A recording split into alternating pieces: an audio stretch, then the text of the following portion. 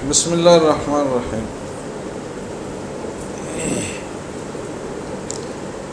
باب ما جاء ان الاقامۃ مثنی مثنی۔ تو کل کے سبق میں بات آئی تھی کہ اقامت کے جو کلمات ہے اس کی تعداد کے حوالے سے اختلاف ہے۔ کسی کو یاد ہے کیا اختلاف ہے؟ امام شافعی اور امام احمد کیا فرماتے ہیں کہ تکبیر جو ابتداء میں ہے اور آخر میں دو مرتبہ ہے، اور بیچ میں قد قامت الصلاۃ بھی 2 مرتبہ ہے، باقی کلمات جو ہے یہ 1 مرتبہ ہے۔ اور امام مالک فرماتے ہیں کہ قد قامت الصلاۃ بھی 1 مرتبہ ہے، اور احناف کہتے ہیں کہ سب 2 مرتبہ ہے، اور اذان میں کلمات اقامت میں اضافی کلمات ہے اذان کے بنسبت کہ 2 مرتبہ اس میں قد قامت الصلاۃ بھی کہا گیا۔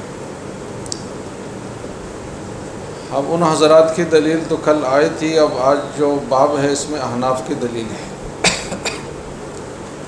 احناف کی دلیل کے حوالے سے کل کے باب میں بھی آخری جو جملہ تھا حضرت ابو محذورہ کی روایت میں کہ مجھے حضور نے اذان کے 19 کلمات سکھائے ہیں اور اقامت کے کتنے 17 کلمات سکھائے ہیں، تو وہ ایک صحیح حدیث ہے، صحیح بھی ہے، اور 17 کا عدد یہ متعین ہے۔ عدد کے تحت جب کوئی بات ذکر کی جائے نا، اس میں کوئی کمی بیشی نہیں ہوتی، وہ ایک واضح اور قطعی چیز ہوتی ہے۔ تو ہم کہتے ہیں کہ ہمارے ہاں تو عدد متعلق وہ ہے، مطلب وارد ہے اور ثابت ہے، جو عدد ہم کہتے ہیں وہ حدیث سے ثابت ہے۔ اور آپ حضرات جس جملے سے استدلال کرتے ہیں کہ یوتر الاقامہ، تو وہ قابل توجیہ ہے، اس میں دوسری توجیہ ہو سکتی ہے۔ وہ دوسری توجیہ کیا ہے جناب؟ کہ ایتار سے مطلب ایتار صوتی ہو، نہ کہ ایتار کلماتی، اور وہ خود حضرات خود وہ بھی ایتار صوتی کے توجیہ کے قائل ہے تکبیر اور قد قامت الصلاۃ کے حوالے سے، تو اس توجیہ کو جزوی طور پر انہوں نے بھی تسلیم کیا ہے۔ تو ایک دلیل تو وہ تھی بڑی مضبوط، اور ایک اس باب کی روایت ہے۔ یہ ذرا پڑھ لیں۔ حدثنا ابو سعید الاشج قال حدثنا عقبۃ بن خالد عن ابن ابی لیلہ عن عمرو بن مرۃ عن عبد الرحمن بن ابی لیلہ۔ تو یہ یاد رکھے کہ یہاں دو نام آئے ہیں ابن ابی لیلہ، ایک پہلے آیا ہے عن ابن ابی لیلہ اور ایک آگے آئے ہیں عن عبد الرحمن ابن ابی لیلہ۔ تو یہ جو 2 ابو لیلہ ہے یہ الگ الگ ہیں۔ پہلا جو ابن ابی لیلہ آیا ہے اس کا نام تھا محمد، اور یہ فقہائے عراق میں شمار ہوتے تھے، بڑے درجے کے فقیہ تھے، اور اس کو کہا جاتا ہے ابن ابی لیلہ صغیر۔ کیا کہا جاتا ہے؟ لیکن روایت میں یہ ضعیف قرار دیے گئے ہیں، اتنی مضبوط راوی نہیں ہے۔ اور آگے جو عبد الرحمن ابن ابی لیلہ ہے تو اس کو ابن ابی لیلہ کبیر کہا جاتا ہے، اور ان کا نام عبد الرحمن ہے، اور یہ حدیث کے باب میں انتہائی ثقہ راوی ہے۔ تو 2 ابن ابی لیلہ آئے ہیں اس سند میں۔ تو اب ابن ابی لیلہ کبیر جو ہے وہ روایت کرتے ہیں عبداللہ ابن زید، یہ وہ عبداللہ ابن زید ابن عبد ربہ ہے۔ قال فرماتے ہیں کہ کان اذان رسول اللہ صلی اللہ علیہ وسلم شفعاً فی الاذان والاقامہ، کہ حضور کے اذان مطلب یہ کہ حضور کے زمانے میں جو اذان دی جاتی تھی حضور کے ہدایات کے مطابق، تو وہ اذان 2 کلمات والی ہوتی تھی، اور یہ 2 کلمات والی اذان جو ہے یہ اذان کی صورت میں بھی ہوتی تھی اور اقامت کی صورت میں بھی ہوتی تھی۔ تو دونوں کو اذان کہا جاتا ہے عربی میں، جیسے کہ پہلے ایک روایت آئی تھی بین کل اذانین صلاۃ، وہاں اذانین سے مطلب کیا تھا؟ اذان اور اقامت، تو اقامت کو بھی اذان کہا جاتا ہے، کیونکہ اذان کا معنی ہے اعلان، اور دونوں اعلان ہیں۔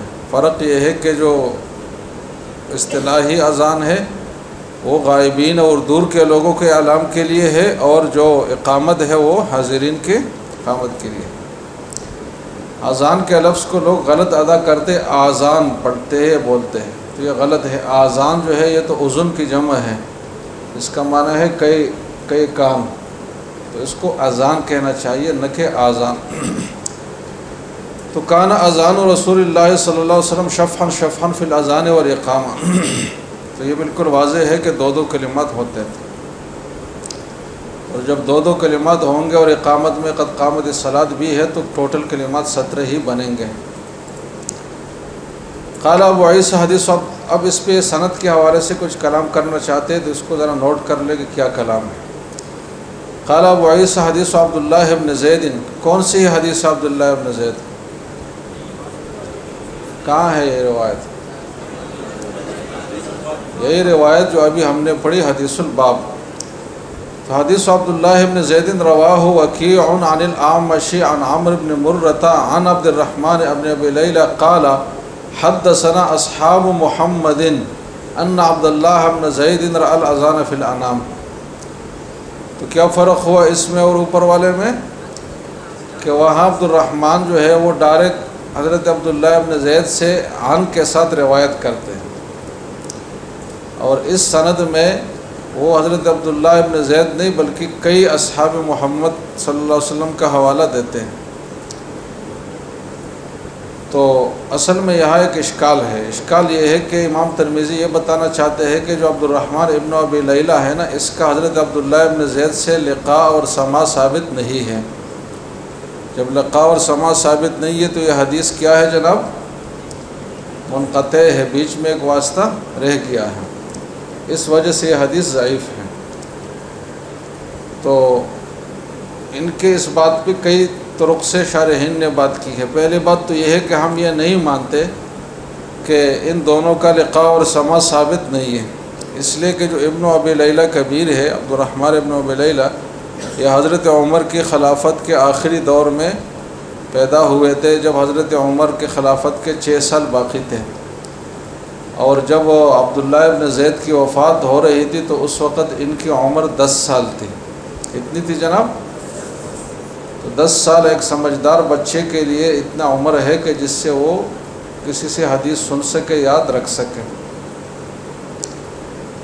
آپ نے ہمارے اسلاف کی تاریخ میں پڑھا ہوگا نا کہ 10 سال میں انہوں نے یہ چیزیں حاصل کی، اور حضرت شاہ ولی اللہ نے تو 17-18 سال کی عمر میں حفظ اور تمام علوم عقلیہ، نقلیہ، حدیث، ہر چیز سے فراغت اور تکمیل حاصل کی تھی۔ مولانا عبدالحی لکھنوی رحمہ اللہ جو ہے بہت کم عمر میں فوت ہوئے ہیں، میرے خیال میں کچھ 32-35 سال ہیں۔ ہاں جی، 32-33 سال ہیں۔ اس میں انہوں نے کتنی کتابیں لکھی ہے، کتنی تحقیقی، اور اس سے پہلے جو علوم کی تحصیل کی ہے۔ تو سلف کے زمانے میں 8-10 سال کی عمر یہ بہت بڑی عمر ہوتی تھی، اس میں لوگ آدھے عالم بن چکے ہوتے تھے۔ تو ایک تو سماع اور لقاء کا امکان ہے کیونکہ اس وقت ان کی عمر اتنی تھی، تو یہ بات صحیح نہیں ہے کہ یہ حدیث منقطع ہے۔ دوسری بات یہ کہ اگر ان سے لقاء ثابت نہ بھی ہو تو بھی یہ جو دوسری سند آپ نے ذکر کی ہے، اس میں عبد الرحمن جو ہے وہ کس سے روایت کرتے ہیں؟ متعدد صحابہ سے، اور صحابہ کے بارے میں یہ اصول ہے کہ اگر کوئی صحابی سند میں آئے اور پتہ نہ چلے کہ کون سے صحابی ہے تو اس سے کوئی فرق نہیں پڑتا سند پر۔ کیوں نہیں پڑتا فرق؟ اس لیے کہ صحابہ کلہم عدول کا ضابطہ۔ تو جہالت وہاں مضر ہوتی ہے جہاں یہ خدشہ ہو کہ یار وہ جو مجہول راوی ہے نا کہیں وہ ضعیف ہی نہ ہو۔ اگر یہ خدشہ نہ ہو تو پھر جہالت کوئی مضر نہیں ہے، تو صحابی کا مجہول ہونا یہ کوئی مضر نہیں ہے۔ تو انہوں نے اگر حضرت عبداللہ ابن زید سے نہیں سنا تو اور صحابہ سے سنا ہوگا، اور جس کا انہوں نے حوالہ دے دیا حدثنا اصحاب محمد، تو گویا کہ اس انقطاع کا جبیرہ ہو گیا اس دوسری سند سے۔ فرق سمجھے نہیں سمجھے؟ اب آگے دیکھیں، وقال شعبۃ عن عمرو بن مرۃ عن عبد الرحمن بن ابی لیلى قال حدثنا اصحاب رسول اللہ صلی اللہ علیہ وسلم ان عبد اللہ بن زید رأى الاذان فی الانام۔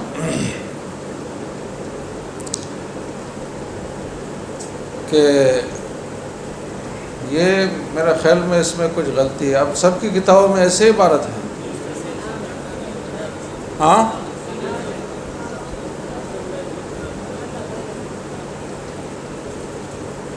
سب کے ہاں اس طرح عبارت ہے کہ حدثنا اصحاب رسول اللہ، یہ ایسا نہیں ہے جناب، یہ ایسا نہیں ہے، غلط ہے۔ اصل میں یہ دوسری سند یہ ہے کہ عن عبد الرحمن ابن ابی لیلہ عن عبد الرحمن ابن ابی لیلہ ان عبد اللہ بن زید، اس میں یہ قال حدثنا اصحاب رسول اللہ بیچ میں نہیں ہے، کیونکہ یہ جو امتیازی سند تھی نا یہ تو اوپر آ گئی نا، جس میں وہ اصحاب محمد دوسروں سے روایت کرتے ہیں۔ اب اس تیسری روایت میں امتیازی بات یہ ہے کہ عبداللہ ابن زید جو ہے، نہیں، عبد الرحمن ابن ابی لیلہ جو ہے وہ جو بات کرتے ہیں تو وہ عن عبداللہ ابن زید، یعنی سند جو ان کا ذکر کیا جاتا ہے تو اس میں ان کو عبداللہ ابن زید کا شاگرد بنا کر نہیں ذکر کیا جاتا، بلکہ ان کے زبانی ایک بات کا تذکرہ کیا جاتا ہے کہ عبد الرحمن ابن ابی لیلہ نے کہا ہے کہ ان عبداللہ ابن زید رأى الاذان فی المنام، کہ انہوں نے ایسا کیا تھا، مطلب ایک بات کا بیان ہے۔ تو ان دونوں میں فرق ہے، ایک یہ کہ آپ کسی کو کسی سے نقل کرنے والا بنائے نا، کہ اس نے اس سے نقل کیا ہے، جیسے کہ اوپر والی سند میں ہے کہ عبد الرحمن ابن ابی لیلہ کو کس سے نقل کرنے والا بنایا ہے؟ عبداللہ ابن زید سے۔ اب اس والی سند میں ان کو نقل کرنے والا نہیں بنایا، بلکہ عبد الرحمن ابن ابی لیلہ کے زبانی ایک بات بتائی گئی ہے کہ حضرت عبداللہ ابن زید نے خواب میں یہ دیکھا،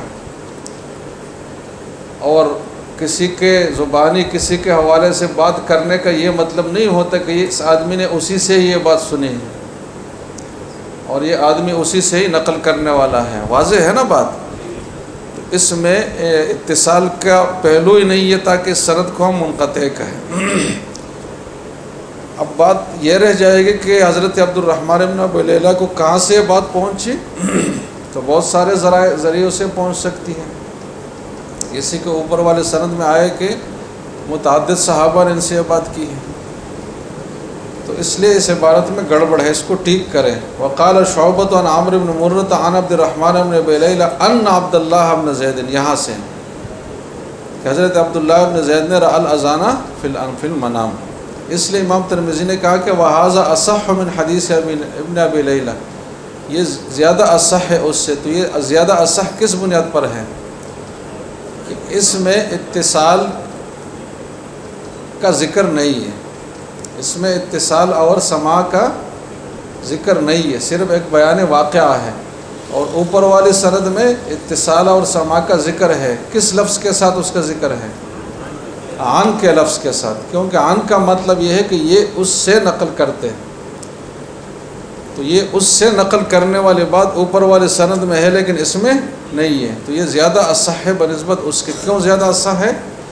اس لیے کہ وہ عبد الرحمن ابن ابی لیلہ لم یسمع من عبداللہ ابن زید، کہ جو عبد الرحمن ابن ابی لیلہ ہے انہوں نے عبداللہ ابن زید سے نہیں سنا، تو جب نہیں سنا تو ایسی صورت میں عن عبداللہ کی تعبیر مناسب نہیں ہے۔ کون سی تعبیر مناسب ہے؟ ان عبداللہ ابن زید۔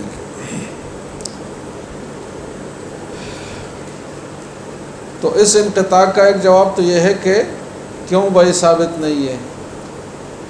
امکان تو ہے کیونکہ اس وقت ان کی عمر 10 سال تھی، پھر اگر ثابت نہیں بھی ہے تو اس کا مطابق دوسرا موجود ہے۔ یہ سند والی بات ختم ہو گئی۔ قال بعض اہل العلم الاذان مثنى مثنى والاقامۃ مثنى مثنى۔ مثنى مثنى کا کیا مطلب ہے؟ کہ ڈبل کلمات ہے اور ایک ایک نہیں ہے۔ وبه یقول سفیان الثوری وابن المبارک واہل الکوفہ۔ اہل الکوفہ سے مطلب حناف ہے، حناف کا بھی یہی مذہب ہے۔ تو یہ گوئے کہ اہل کوفہ اور جو عراقیین فقہا ہے ان کے موقف کے استدلال کے لیے امام ترمذی نے یہ بات ذکر کیا۔ تو یہ موضوع اپنے دونوں جانبوں کے ساتھ مکمل ہوا کہ ان کی کیا دلیل ہے اور ان کی کیا دلیل ہے۔ باب ما جاء فی الترسل فی الاذان، یہ دو الفاظ استعمال ہوں گے، ترسل اور حدر۔ تو اذان کے لیے ادب ہے ترسل اور اقامت کے لیے ادب ہے حدر۔ ترسل کا معنی ہے ٹہر ٹہر کر کلمات ادا کرنا، اور جہاں مد ہو تو مناسب مد بھی کرنا۔ لہٰذا اور حدر کا معنی یہ ہے کہ تیزی تیزی کے ساتھ کلمات گزارنا بغیر کسی مد کے اور بغیر بیچ میں سانس لیے، صرف الفاظ کی ادائیگی درست طریقے سے ہو، باقی اس میں ٹھہراؤ نہ ہو بلکہ تیزی ہو، اس کو حدر کہا جاتا ہے۔ تو یہ ادب ہے اذان اور اقامت کے لیے کہ اذان میں ترسل ہے، ٹھہراؤ کے ساتھ الفاظ ادا کرنے ہیں، اور اقامت میں کیا ہے جناب؟ حدر ہے۔ اب اذان میں جو ٹھہراؤ ہے تو اس ٹھہراؤ میں اہم جو چیزیں ہیں وہ مدات بھی ہیں، تو اذان میں ایسے مدات کرنا جائز ہے اور مطلوب ہے جو ثابت ہو۔ جو مدات غلط ہے وہ تو نہیں کیا جائے گا، جیسے کہ اللہ اکبر مثلا، یا با کو ذرا لمبا کرنا اللہ اکبر، اس سے تو اذان خراب ہو جائے گی۔ لیکن جو مدات مطلوب ہے، جیسے کہ اللہ میں لام جو ہے اس کے بعد مد ہے، اس طریقے سے لا الہ الا اللہ میں مد منفصل ہے، اور اس طرح آخر میں جو الا اللہ ہے تو اس میں اگر وقف کیا جائے تو وقف کی وجہ سے مد ہے، تو اس مد میں آواز کھینچنا یہ بھی ترسل میں داخل ہے اور یہ مطلوب ہے۔ البتہ اس میں یہ بات ضروری ہے، تمام فقہاء نے یہ بات لکھی ہے کہ اذان میں مد تو کھینچی جائے گی، لیکن اس میں آواز میں راگ نہیں پیدا کی جائے گی، آواز میں راگنی کی طرح اونچ نیچ، کہ اگر اس کو آپ ہٹا دیں تو بالکل آواز لگے ایسی کہ جو گانے کی آواز کی طرح ہوتی ہے۔ تو اتنا زیادہ مد و جزر آواز میں پیدا کرنا اور بالکل ایک راگ کی طرح آواز محسوس ہونا، اس کو تمام فقہاء نے مکروہ لکھا ہے۔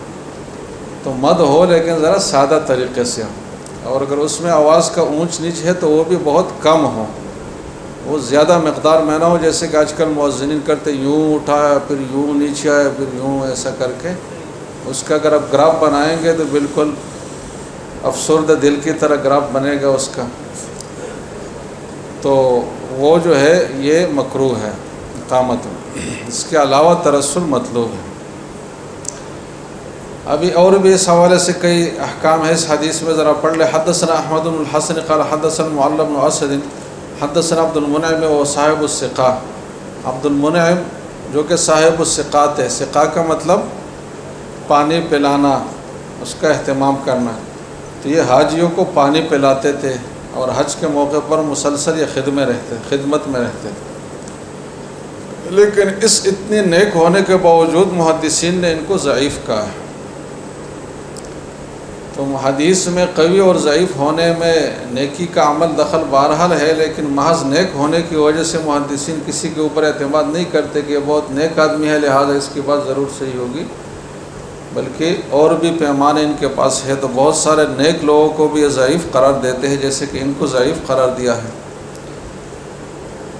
حدثنا یحییٰ بن مسلم، اب آگے جو یحییٰ بن مسلم ہے یہ بھی بہت نیک ہی آدمی تھے، اور یہ بکا کے لقب سے مشہور تھے۔ کس لقب سے؟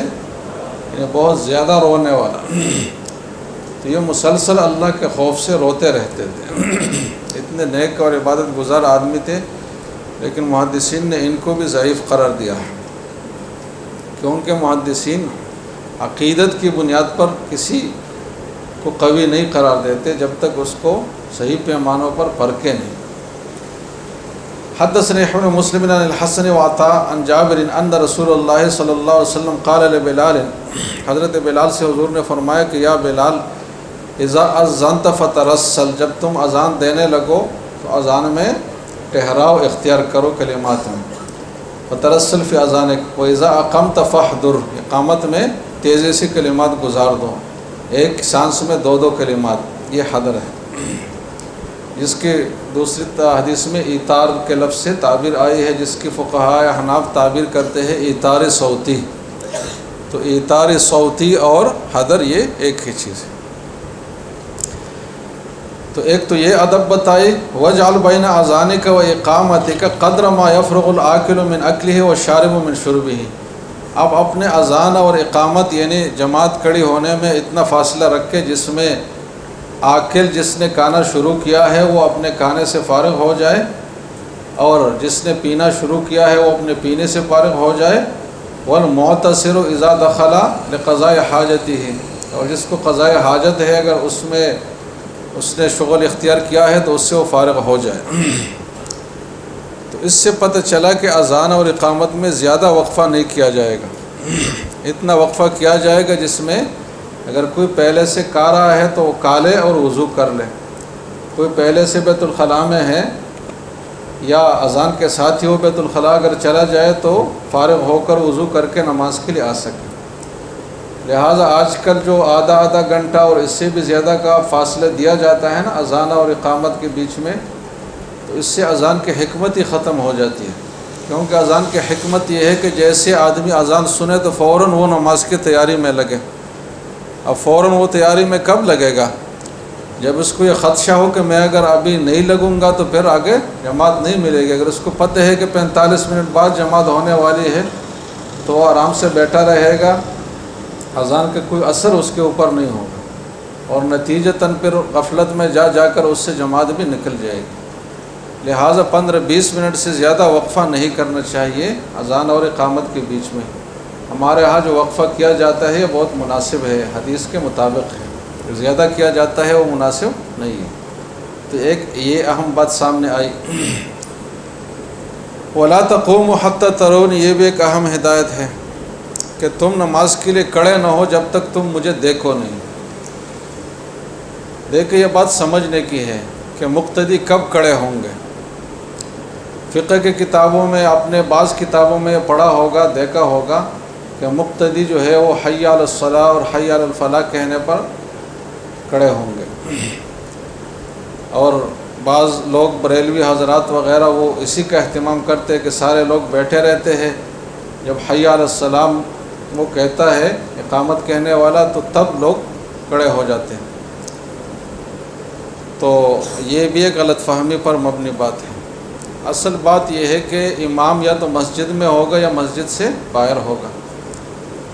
اگر امام مسجد کے اندر ہو، موجود ہو، تو پھر طریقہ یہ ہے کہ اقامت کہنے والا اقامت شروع کرے گا اور باقی لوگ اور امام سب اقامت کے ساتھ ہی کھڑے ہوں گے۔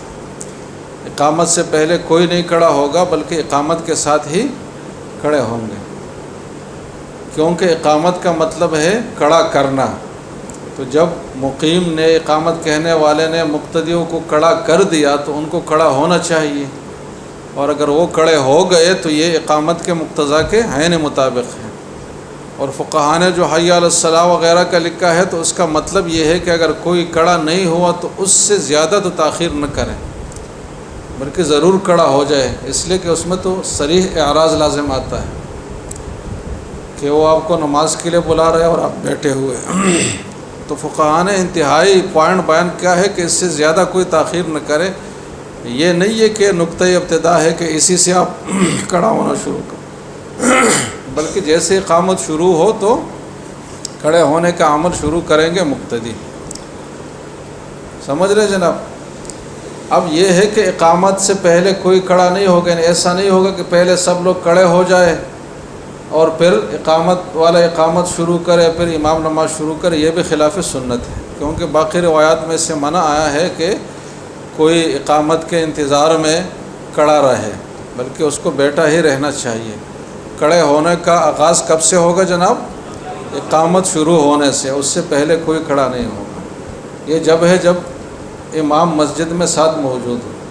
اگر امام باہر کی طرف سے آ رہا ہے، اور عموماً محراب کی طرف سے ہی امام آتا ہے، تو پھر امام کے آنے اور دیکھے جانے کے بعد ہی اقامت شروع کی جائے گی، اس سے پہلے شروع نہیں کی جائے گی۔ اگر اس سے پہلے شروع کر بھی لی ہے اقامت والے نے اقامت، تو باقی مقتدی کھڑے نہیں ہوں گے۔ باقی مقتدی کب کھڑے ہوں گے؟ جب امام آ جائے۔ حتیٰ کہ یہاں تک حکم ہے کہ اگر اقامت کہنے والے نے اقامت شروع کر دی اور ختم بھی کر دیا اور تب بھی امام نہیں آئے تو لوگ کھڑے نہیں ہوں گے بلکہ بیٹھے ہی رہیں گے۔ پھر جب امام آئے گا تو اگر بہت دیر نہ ہوئی ہو تو اقامت کے اعادے کی ضرورت نہیں ہے، لوگ کھڑے ہو جائیں گے اور امام نماز شروع کرے گا۔ اور اگر زیادہ دیر ہوئی ہو تو پھر اقامت دوبارہ کہی جائے گی۔ اب زیادہ دیر اور کم دیر کا کیا مطلب ہے؟ تو یہ مبتلا بھی ہی جو اقامت کہنے والا ہے اس کی رائے پر ہے۔ اگر وہ یہ سمجھتا ہے کہ اتنی دیر نہیں ہوئی، امام صاحب جلدی آ گئے، تو وہ اقامت کا اعادہ نہ کرے۔ اگر اس کے ذہن میں یہ ہو کہ اگر زیادہ دیر گزر گئی ہے تو وہ اقامت کا اعادہ پھر کر لیں۔ لیکن کڑا ہونا مقتدیوں کا اس صورت میں جب ہوگا جب امام آ جائے۔ امام کے بغیر صرف اقامت پر یہ لوگ کھڑے نہیں ہوں گے، بلکہ اقامت کہنے والا اقامت ہی شروع نہیں کرے گا۔ لیکن اگر اس نے کر بھی لیا اقامت، غلطی سے شروع کر بھی لیا، تو بھی باقی مقتدی کھڑے نہیں ہوں گے، بلکہ وہ امام کے آمد پر ہی کھڑے ہوں گے۔ تو یہ ایک ضابطہ ہے، یہ طریقہ کار ہے اس کے لیے۔ تو اس لیے فرمایا کہ وَلَا تَقُومُوا حَتَّى تَرَوْنِي، کہ تم اقامت والے کے اقامت پر کھڑے نہ ہو بلکہ میرے دیکھنے پر کھڑے ہو۔ یہ جب ہے جب امام غائب ہو، باہر سے آ رہا ہو۔ وبه قال حدثنا عبد بن حميد قال حدثنا يونس بن محمد بن عبد المنعم نحوه قال ابو عيسى حديث جابر هذا حديث لا نعرف الا من هذا الوجه من حديث عبد المنعم وهو اسناد مجهول۔ یہ امام ترمذی کی خاص اصطلاح ہے کہ جب یہ کسی سند کو سنگین ضعیف قرار دیتے ہو تو اس کے لیے یہ لفظ استعمال کرتے ہیں کہ اسناد مجہول۔ تو اس اسناد مجہول میں جو متکلم فی راوی ہے وہ کون کون ہے جناب؟ عبد المنعم اور یحییٰ بن مسلم۔ باو ما جاء فی ادخال الاصبع یا اصبع فی الاذن عند الاذان، کہ اذان کہتے ہوئے کان میں انگلی ڈالنی چاہیے مؤذن کو، اس سے اس کی آواز اونچی ہوگی اور اذان کا جو مقصد ہے وہ زیادہ اچھے طریقے سے حاصل ہوگا۔ اور اس میں کوئی دلائل کی ضرورت نہیں ہے، یہ فطری بات ہے کہ جب آدمی کان بن کے بولتا ہے تو وہ زور سے بولتا ہے۔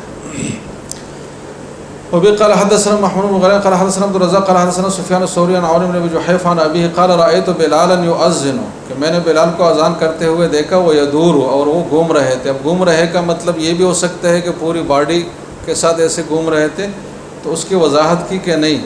ويتبع فاه ہا ہونا و ہا ہونا، گھومنے کا مطلب یہ ہے کہ حی علی الصلاۃ اور حی علی الفلاح کو منہ کو ادھر ادھر گھما رہے تھے۔ وَإِصْبَعَاهُ، یہ محل استدلال ہے کہ اصبعاہ فی اذنیہ، کہ ان کی دونوں انگلیاں کانوں میں لگی ہوئی تھی۔ ورسول اللہ صلی اللہ علیہ وسلم فی قبۃ له حمراء، یہ سفر کا واقعہ ہے۔ حضور صلی اللہ علیہ وسلم اپنے لال خیمے میں موجود تھے، وراہ قال من آدم، جو لال چمڑے کا بنا ہوا خیمہ تھا۔ فخرج بلال بین یدیہ، پھر حضرت بلال حضور سے آگے آگے آتے ہوئے چلتے ہوئے آئے، بالعنزہ، اور ساتھ میں لاٹھی بھی ہاتھ میں تھی۔ فرکزھا بالبطحاء، اس کو خالی میدان میں گاڑ دیا لاٹھی کو سترہ بنا کر۔ فصلی الیہا رسول اللہ صلی اللہ علیہ وسلم، اور حضور نے اس کی طرف منہ کر کے نماز پڑھی۔ یمر بین یدی الکلب والحمار، تو مطلب ان جانوروں کے آمد و رفت سے کوئی نماز میں خلل نہیں پڑتی تھی۔ وعلیہ حلۃ حمراء، اور حضور کے اوپر ایک سرخ جوڑا تھا۔ کأنی انظر الی بریق ساقیہ، گویا کہ میں دیکھ رہا ہوں ان کے پنڈلیوں کی چمک کو۔ اس سے پتہ چلا کہ حضور صلی اللہ علیہ وسلم آدھی پنڈلی تک اپنے اظہار مبارک کو رکھتے تھے، اور پنڈلی کی چمک بالکل واضح طور پر نظر آتی تھی۔ قال سفیان، اب یہ لال کپڑے کی تشریح ہے کہ نراہ حبرا، کہ یہ جو لال کپڑے کی بات آئی ہے حلہ حمراء کی، اس سے مطلب کیا ہے جناب؟ یمنی منقش کپڑا ہے، کہ جس میں زمین تو اس کی سفید یا کوئی اور ہو، لیکن اس پہ لال لال داریاں ہوں، لال لال دھاگے اس میں لگے ہوئے ہوں، اور وہ لال دھاگے اتنے متصلہ اور زیادہ ہو کہ اس کی وجہ سے پورا کپڑا لال لگے۔ تو ایسا کپڑا حضور نے پہنا ہے، خالص لال رنگ والا کپڑا نہیں پہنا، بلکہ اس سے منع کیا ہے دوسری روایت میں، اس لیے وہ مکروہ تنزیہی ہے۔ اور یہ منقش جس پہ داریاں تھی، لال داریاں، وہ کپڑا پہنا ہے۔ قال ابو عیسیٰ حدیث ابو جحیفہ حدیث حسن صحیح وعلیہ العمل عند اہل العلم یستحبون ان يدخل المؤذن اصبعیہ فی اذنیہ فی الاذان۔ وقال بعض اہل العلم، بعض اہل علم یہ بھی فرماتے کہ وہ فی الاقامت ایضاً، کہ اقامت کے وقت بھی اقامت کہنے والا کانوں میں انگلیاں ڈالے گا۔ يدخل اصبع فی اذنیہ، وقول الاوزاعی، امام اوزاعی اس کے قائل ہیں۔ باقی فقہا کہتے ہیں کہ اگر بہت بڑی مسجد ہے نا، اور اس میں بہت زور سے اقامت کہی جاتی ہے اور اس میں آواز دور تک پہنچانا مقصود ہے، تو وہاں اقامت کے وقت بھی کوئی حرج نہیں ہے کہ کانوں میں انگلیاں ڈالی جائیں۔ لیکن اگر بڑی جماعت نہیں ہے، نارمل آواز پہنچ جاتی ہے، تو پھر یہ چیز اقامت کے لیے نہیں ہے۔ باقی فقہا بھی گویا کہ جزوی طور پر اس کو مانتے ہیں۔ وہ قول الاوزاعی وابو جحیفہ اسمہ وہب السوائی، یہ ان کے نام کا تعارف ہے۔ بس